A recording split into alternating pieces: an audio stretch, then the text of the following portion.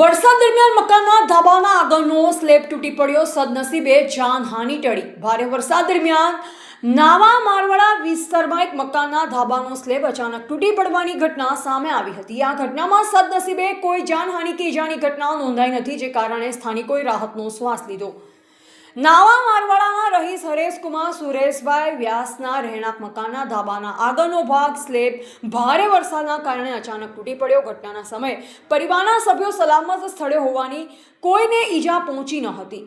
ઘટના બાદ આસપાસના લોકો તાત્કાલિક સ્થળ પર દોડી આવ્યા અને પરિસ્થિતિની જાણકારી મેળવી હતી. સ્લેબ તૂટી પડવાથી મકાનને નુકસાન પહોંચવાનું જાણવા મળ્યું છે. સદનસીબે મોટી દુર્ઘટના ટળી જતા પરિવારે પણ રાહત અનુભવી. આ બનાવના પગલે સ્થાનિકોમાં પણ વરસાદી મોસમ દરમિયાન જૂના અને જર્જરિત મકાનોની સલામતી અંગે ચિંતા વ્યક્ત કરવામાં આવી રહી છે. તંત્ર દ્વારા આવા જોખમી મકાનોનું સર્વેક્ષણ કરી જરૂરી તકેદારીના પગલાં લેવામાં આવે તેવી માંગ ઉઠી રહી છે. રિપોર્ટર જયેશ ઠાકોર સાથે શૈલેષ પટેલ, ખેડબ્રહ્મા.